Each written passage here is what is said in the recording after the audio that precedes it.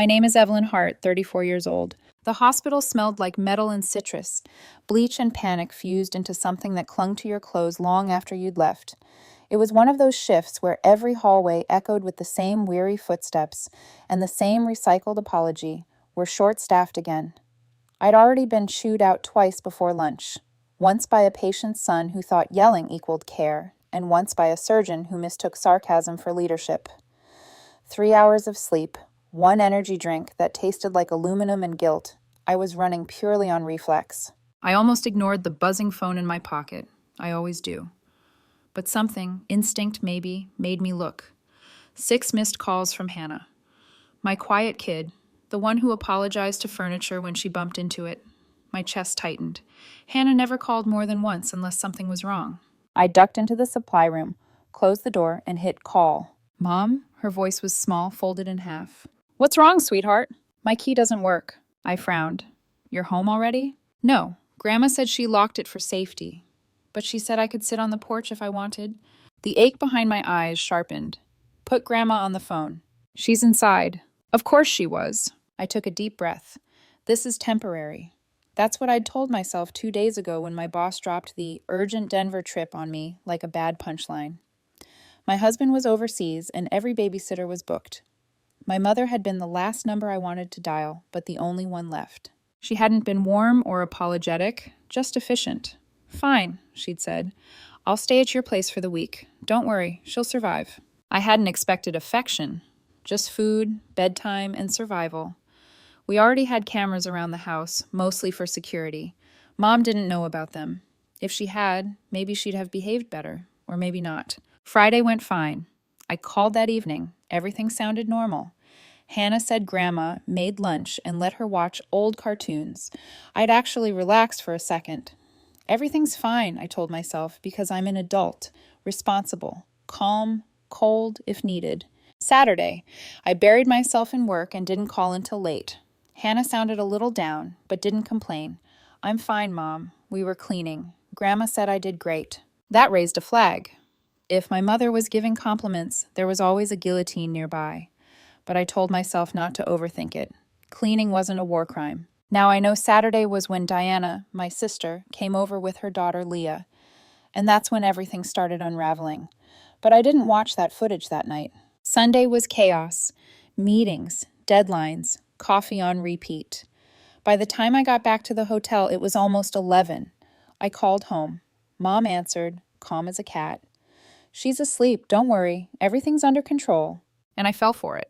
I showered, got into bed, opened my phone, scrolled through emails out of habit, and froze. Subject line, I saw Hannah today. The sender was Claire, a friend who sometimes helped when I was stuck at work. Evelyn, I'm sorry if this isn't my place, but I saw Hannah at the farmer's market today. She was selling her toys. She said her grandma told her to, so she wouldn't be greedy. She looked really sad. I bought a few of her favorites and promised to give them back. I even took a short video. I couldn't just walk away. My pulse stuttered. I opened the attachment. The video was shaky, filmed on a phone. Hannah stood beside a cardboard box with a handwritten sign, Toys $1. Her shoulders were hunched. She clutched her favorite doll, the one with the pink dress and curly hair. People passed by. Some smiled. Some bought something. Hannah thanked them softly, barely moving her lips. Then Diana appeared, smiling that way people do when they enjoy being cruel. Leah was beside her, pointing at the doll. I want that one. Hannah pulled it closer. Diana pulled out $1 and said loudly, Well, now you're sharing, good girl. She yanked the doll right out of my daughter's hands. Then Mom stepped into the frame, voice sharp. Finally learning something. See? You earned your dinner. She took the crumpled bills from Hannah's hand. Hannah lowered her head and wiped her eyes with her sleeve. The video ended. I didn't sleep all night. I watched it 3 times before opening the security app and combing through every camera feed. Friday, Saturday, Sunday. Every moment I'd missed. Saturday's footage told the story. Leah wanted the doll. Hannah said no. Leah screamed that she was selfish. Mom stormed in like a warden. You have so much and can't share one doll? You need to learn generosity. Hannah tried to speak. She wants to take it forever. Even if she does, Mom snapped. You're spoiled rotten. Tomorrow you'll take your toys to the market. Go earn your own money. Then you can have dinner. My vision blurred. I paused the video, breathing hard. Then I saw Sunday morning's feed, Mom holding a box at the front door. $5, she said. Don't come back until you earn it. When they returned that evening, Mom counted the bills and spooned food onto a plate. There, now you can eat. That was my kitchen, my table, my child. And a woman I used to call Mom. I didn't think, I just acted. Booked the first flight home, typed family emergency, I'm leaving. Sent it to my boss without asking permission. My kid wouldn't survive another lesson like that. I reached home before dawn. The house smelled like overcooked vegetables and something slightly burnt. I opened the door quietly and froze. From the kitchen came my mother's voice, clipped and cold. Read what you wrote. Then Hannah's small whisper. I'm sorry, Aunt Diana, for not sharing my toys and for upsetting Leah. I stepped into the doorway. My mother hovered above her like a judge. What the hell is going on? My voice came out low. Mom turned, startled but fast to recover. Oh, look who's back. Teaching your daughter responsibility. Someone has to, since you're always at work. Responsibility? I picked up the paper. You call this responsibility? Making her apologize for keeping her own toy? She's spoiled, Mom shot back. Needs humility. She's learning generosity. You're not teaching generosity, I said. You're humiliating her. Diana chose that moment to walk in, wearing her fake surprised face. Oh, Evelyn, you're home already. We were just trying to show Hannah not to value things too much. Where's her doll? I asked. Diana blinked. What doll? The one you took from her. It's with Leah, she said quietly. She's sleeping with it. Then bring it tomorrow, I said, and get out. Mom stiffened, chin high. You're kicking us out after everything? With help like yours, I said. Who needs enemies? She glared, eyes narrowing. You're overreacting. I met her gaze. You can call it whatever you want, but you don't get to hurt my daughter and stay under my roof. Mom hesitated. For the first time, maybe, she realized I meant it. They gathered their things slowly, complaining the entire time. Diana muttered, Mom slammed doors. Then, finally, silence. I stood in the kitchen, the apology letter trembling in my hand, Hannah's eyes wide and wet. Grandma said I'm bad, she whispered. No, I said softly, pulling her close. She was wrong. The house was quiet, too quiet. But for the first time, that silence didn't feel empty. It felt like a line being drawn. That night, Hannah fell asleep curled up against me, her little hand still clutching my shirt as if I might disappear again if she let go. The apology letter lay crumpled on the table, its edges smeared from the tears she'd tried to wipe away. I sat there, staring at it, realizing how small a sheet of paper could make a person feel. When her breathing finally evened out, I smoothed her hair back and whispered, You did nothing wrong. My voice trembled, but it was steady enough for her to believe me. The house creaked around us, those familiar sounds that used to mean safety, now hollowed out by betrayal. I'd spent years excusing my mother's behavior as old-fashioned discipline, but what she'd done today, this was something else, something calculated. In the morning, Hannah woke with swollen eyes and the kind of quiet only kids who've been shamed into silence carry. Are we in trouble? She asked. No, I said, not anymore. She hesitated. Grandma said you'd be mad at me. I pulled her closer. I'm mad for you, not at you. She nodded slowly, as if testing the truth of my words, then whispered, Can we get my doll back? We will, I promised, and we'll get your teddy too. Everything they took. Her face softened just a little. Even the sticker book? Every last sticker, I said. Later, after breakfast, toast she barely touched, I opened my laptop. The glow of the screen felt harsh, too bright against the stillness. I began scrolling through my bank history. Each transaction was a breadcrumb of years I could never get back. $800 to Mom every month. Groceries, utilities, homeowner's insurance, just until the loan clears. Another $300 to Diana for stability. Leah's dance classes. A new washing machine, a temporary renovation that became permanent debt. I used to think those transfers were love, proof that I was the good daughter, the reliable one. Now they looked like receipts for my own exploitation. The total each month, over $2,000. My cursor hovered over the cancel button. I didn't hesitate. Click. Cancel transfer to Mom. Click. Delete Diana's template. Click. Unlink my card from Leah's dance school. Each sound was tiny, almost polite, but to me it was thunder. For years, I'd been paying rent on a relationship that never loved me back. The phone lit up almost instantly. First Mom, then Diana. I turned it face down. Hannah was sitting on the floor, building a small house out of blocks. "Can we visit Claire today?" she asked. "Yes," I said. "We're going to see her after lunch. She has something for you." She smiled, the first real one I'd seen in days. "Do you think Teddy missed me?" "Maybe," I said softly, "but I think you missed him more." When we arrived, Claire was already waiting at the door, a brown paper bag in her hands. "I couldn't keep these," she said. "They belong with her." Inside were Hannah's toys, carefully cleaned, neatly packed. On top, the teddy bear. His bow was crooked, a little dusty, but his stitched smile hadn't faded. Hannah squealed, hugging him so tightly that I felt something break open inside me. Relief, maybe, or forgiveness, just not the kind that asked me to forget. Claire touched my arm. "I'm so sorry you had to find out this way." "Don't be," I said. "You did what I should have done a long time ago, paid attention." Back home, I sat on the couch with my laptop again. The screen glowed like a confession booth. My fingers hovered over the keyboard before typing one final message in the family group chat. "Starting this month, I'm ending financial support. Take care of yourselves." No explanations, no apologies, just a period. I hit send. Within minutes, the replies came flooding in. "Mom, have you lost your mind? We're family." Diana, "After everything we've done for you?" Mom, "Do you want us on the street?" Mom, "You're heartless." Diana, "Leah's crying. She thinks you hate her." I turned the phone face down again. The silence that followed wasn't peace, it was detox. That evening, I called Tom. He was still overseas, but the moment he heard my voice, he said, "Something happened." I told him everything, the video, the apology letter, the years of financial strings I'd finally cut. There was a long pause, then he said, steady and sure, "You did the right thing, Evelyn. You should have done it years ago." Those words sank deep, like a hand pressing against my back just as I started to fall. After dinner, Hannah curled up beside me with her teddy bear, tracing the stitches along its arms. "Mom," she said sleepily, "is Grandma coming back?" I looked at her, at the fragile trust rebuilding in her eyes. "No," I said.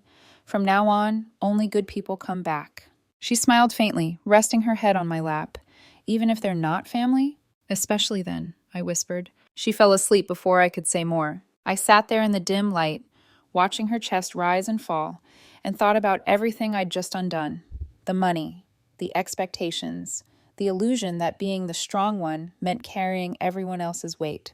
I used to believe love was measured in sacrifice, that if I just gave enough, time, money, patience, eventually they'd see me as part of the family instead of a resource.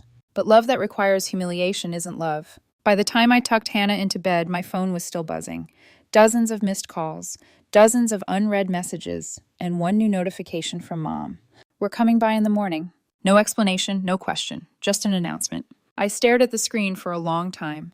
Then I turned the phone off completely and placed it face down on the nightstand. For the first time in years, the quiet didn't scare me. It felt like a door closing. And somewhere deep inside, a new one unlocking. The next morning, sunlight filtered through the curtains like it was testing whether it was safe to come in. Hannah was still asleep, her teddy tucked beneath her chin, when the doorbell rang, sharp, impatient, the kind of ring that doesn't expect permission. I knew before I opened the door. Mom stood there, chin lifted, a thin coat draped over her shoulders like armor. Behind her, Diana clutched Hannah's pink dress doll to her chest, its curls tangled from being loved by the wrong hands. "We're just here to return this," Diana said, forcing a smile. "No need to be dramatic." "Leave it on the porch," I said. But of course they didn't. They brushed past me as if the threshold still belonged to them. The scent of Mom's perfume, powder, and resentment followed them into the living room. Mom looked around like an inspector searching for flaws. "So this is what peace looks like," she said finally. "Cold, empty." I crossed my arms. "It looks like boundaries." Her mouth tightened. "You're teaching your daughter to kick out her own blood. Is that what you want her to learn?" "I'm teaching her not to let anyone humiliate her," I said evenly, "even if it's family." Diana rolled her eyes. "God, you're so dramatic. We were trying to show her that things aren't what matter." I took the doll from her hand, brushing off a smudge on its cheek. "Then why did you make her sell everything she loved to earn dinner?" Mom's tone turned sweet, almost bored. "You're twisting it again. It was a lesson. Children these days—" "Stop." My voice was low, but something in it made her pause. "You don't get to justify cruelty as education. Not in my house." She sighed, pressing a hand to her chest. "You've gotten so cold, Evelyn. I didn't mean harm. I'm just tired. I stared at her, realizing how rehearsed the gesture was, the trembling voice, the hand over the heart, the softening eyes. It wasn't guilt, it was strategy. You've used that same tone my whole life, I said quietly, every time you wanted forgiveness without accountability. Diana stepped forward, her face flushing. You think you're perfect? You've been looking down on us for years. You and your stable little life, your job, your house, your fancy school for Hannah. This isn't about envy, I cut in. This is about what you did. She laughed, brittle and high. You can't prove anything. Oh, can't I? I walked to the counter and picked up my phone. You remember the security cameras, right? You didn't know about them before, but now...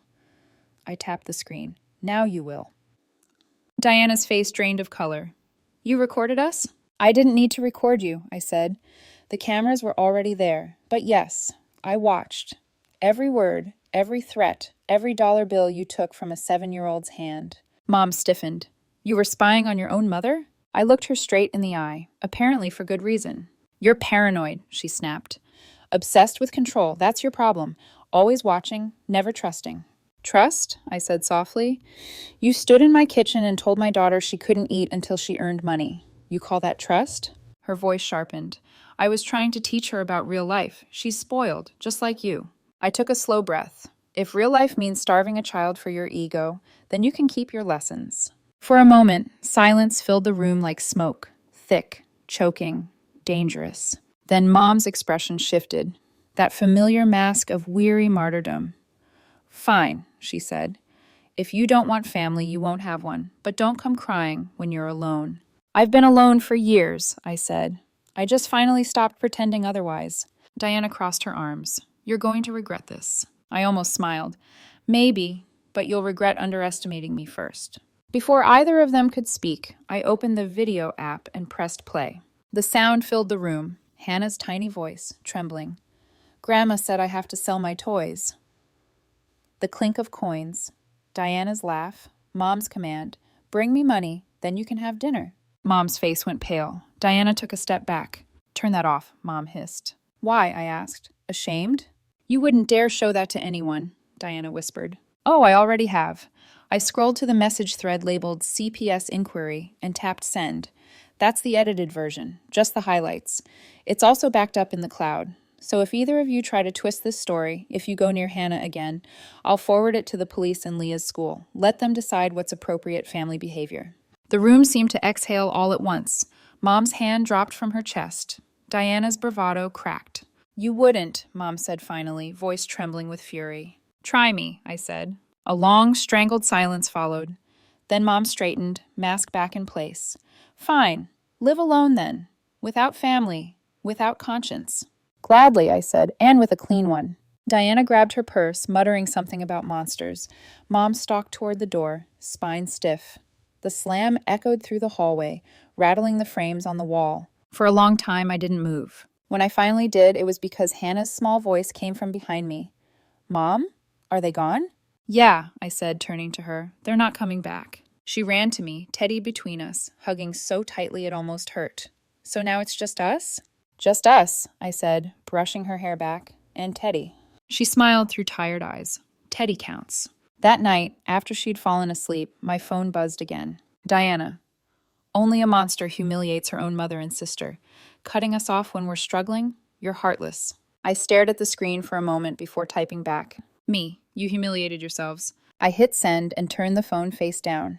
The quiet that followed wasn't empty this time. It was final. The air felt lighter, though I knew the storm wasn't over. Family like ours never disappears. It just finds new ways to haunt you. But for now, there was peace. And peace, I decided, was worth every burned bridge. A month passed before the dust really settled. Or maybe it didn't settle. It just shifted. I stopped checking my phone for their messages. Silence had become the new language between us.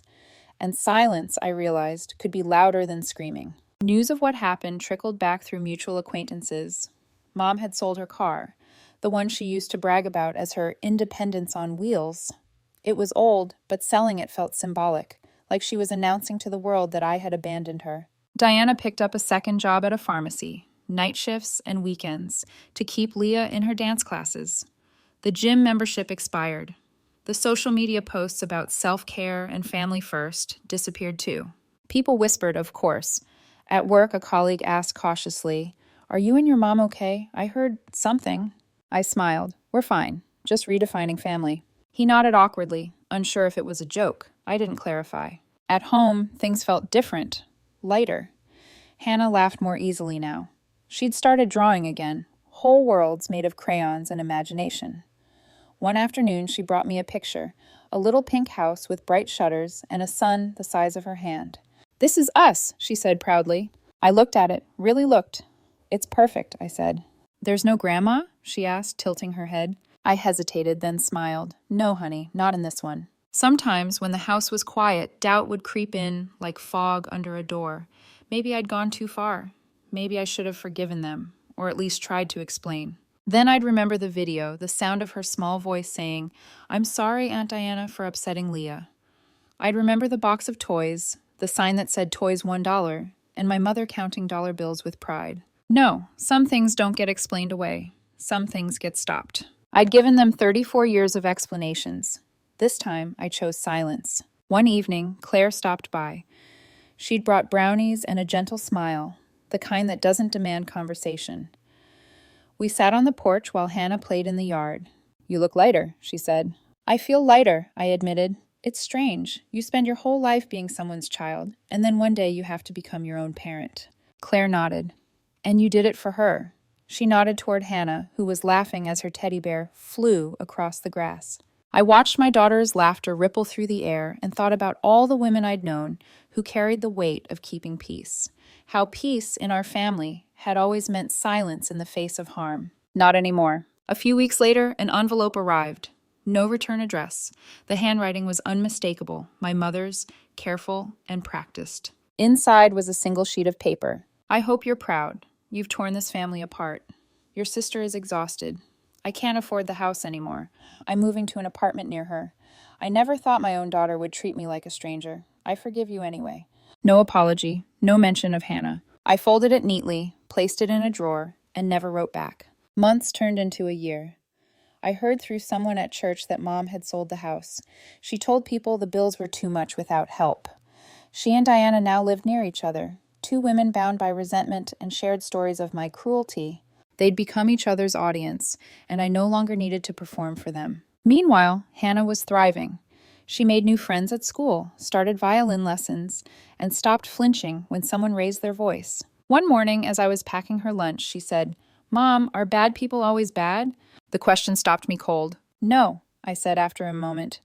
"Sometimes good people do bad things because they never learned better, but it's still our job to protect ourselves from them." She nodded thoughtfully. "Even if they say they love us?" "Especially then," I said softly. That night, after she went to bed, I sat at the kitchen table, the same table where everything had fallen apart, and watched the moonlight spill across the floor. The house felt alive again, like it was breathing with us instead of against us. I took out the drawing she'd made, the pink house with the huge sun, and pinned it to the fridge. For once, the walls didn't echo with other people's demands, just the quiet rhythm of a home rebuilding itself. Sometimes I wondered what Mom and Diana told themselves at night, whether they truly believed they were the victims, or if deep down they knew the truth. Maybe both. Forgiveness wasn't the same as reopening the door. I could forgive and still choose distance, and I did. I even found a strange kind of gratitude in the wreckage. They had forced me to grow a spine where guilt used to live. The day Hannah's school held a family open house, she ran up with her drawing portfolio. "This one's my favorite," she said, flipping to a sketch of 3 figures. Me, her, and a teddy bear. "Just us?" I asked, smiling. "Just us," she said, grinning. "But it's enough." It was. Later that evening, I filmed a short clip for a support group I'd joined, something I never thought I'd do. My voice trembled at first, but then it steadied. "I used to think protecting family meant staying quiet," I said into the camera. "Now I know protecting family sometimes means walking away. Not out of anger, but out of love for the ones still learning what love really is." I ended the recording with a small smile. And for once, I didn't care who was watching. Was I right to cut them off? Some nights I still ask myself that. But every morning, when I hear Hannah's laughter in the next room, the answer is the same. Yes, because peace built on silence isn't peace at all. It's surrender. And I stopped surrendering the day I took my daughter back.